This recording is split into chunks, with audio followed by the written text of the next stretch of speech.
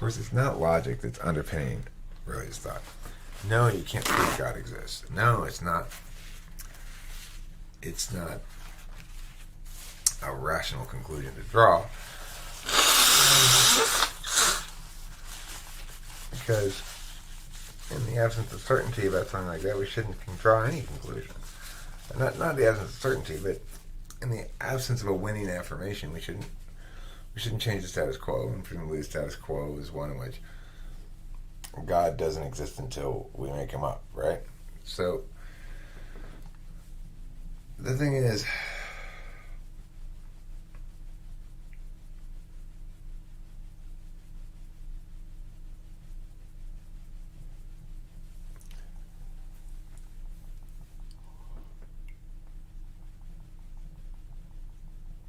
remembering that rationalism is about negation, at least conditional rationalism is about negation, helps us to understand why it's a bad idea to get so attached to anti-theism. Each individual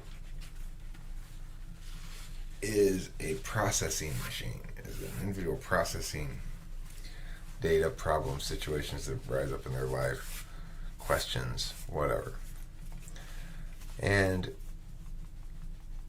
how they want to process and how they ultimately choose to process and what that means to them is there are going to be aspects of it that are universals, truisms, and there'll be aspects of it that are particularists. I can't understand why Joe would eat all those mayonnaise sandwiches. Well, because he loves mayonnaise sandwiches. And it has some sort of special thing for him. Every time he eats one, he imagines his childhood again, where his mom beat up by the mayonnaise sandwiches the whole time.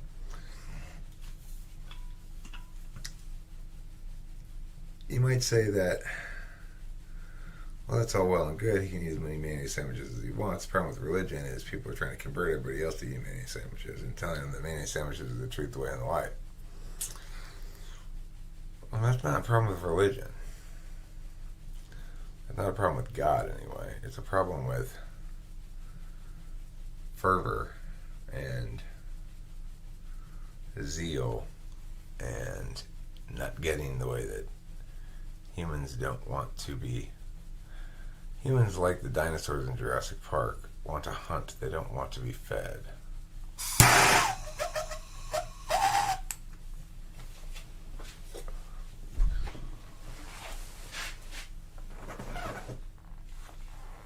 And they want to hunt with the weapons that they are comfortable hunting with.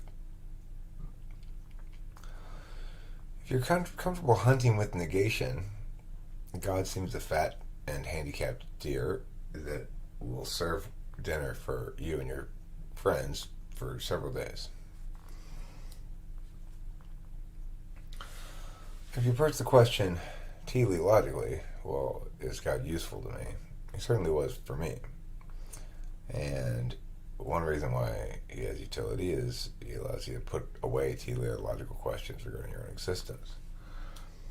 If you approach it from an authenticity frame, well, that's going to boil down to how valuable is that faith experience to you, really? Like, how do you feel about it? If you're going to go through a social grace frame, you might say, well, how does this impact my standing in the community to be an active member of the church? It's probably a good thing. I like it for that reason. If you are looking at it through a follow-through frame, you might say, well, this is the religion I was baptized in, I was raised this way, I'm just going to follow through, stay on course here. I was directed on this path, I know how to do this thing, I go to church every Sunday, I'm just going to keep following through. I got my investment, my spiritual investment in this deal here, and so I'm just going to do that until I die and see what happens. Hopefully I pick the right horse. Something like that. You could look at it through familiarity or your own self-care, self-health. If to you going to church or praying or something is something that was indoctrinated into you at a young age. You got used to it, familiar with it. You may seek it for almost nostalgic reasons. And in that case, you'd be looking at it through a different frame. If you're looking for the truth, the singular truth, what I would really mean by that is not 2 plus 2 equals 4 kind of truth, but the explanation that's right. So, if I send my kids into a debate tournament with a certain kind of argument block on AF, and they always win AF, and I ask them, why do you keep winning an AF? What keeps winning? And they tell me, oh, it's that argument block C, or whatever. Well, and that's the truth of the matter, ultimately. It's like, hey, I thought block C was going to be kick-ass. I thought it was going to win some rounds for us. Turns out it did, and somebody wins a tournament, and I think to myself, why did they win that tournament? Well, they're good debaters and whatever else they did, but I'll boil it down to block C. Block C saved our ass because they went half on in finals or something.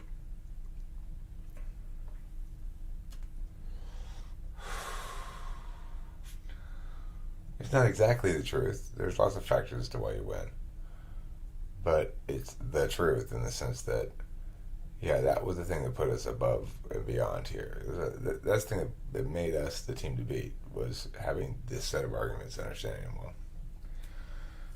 So if you're looking for the truth, religion offers that. It says, I will make claims regarding my own singularity of correctness and the absoluteness of the rightness of my path. People who are seeking a lot of truth in their life will find it somewhere. The question then isn't so much why faith-based truth is bad. It's rather, what truths would you prefer they adopt? Because it could be truths like possession is 9/10 of the law, or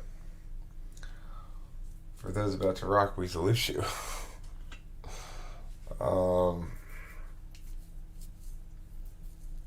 It's important to understand that there's nothing inherently superior about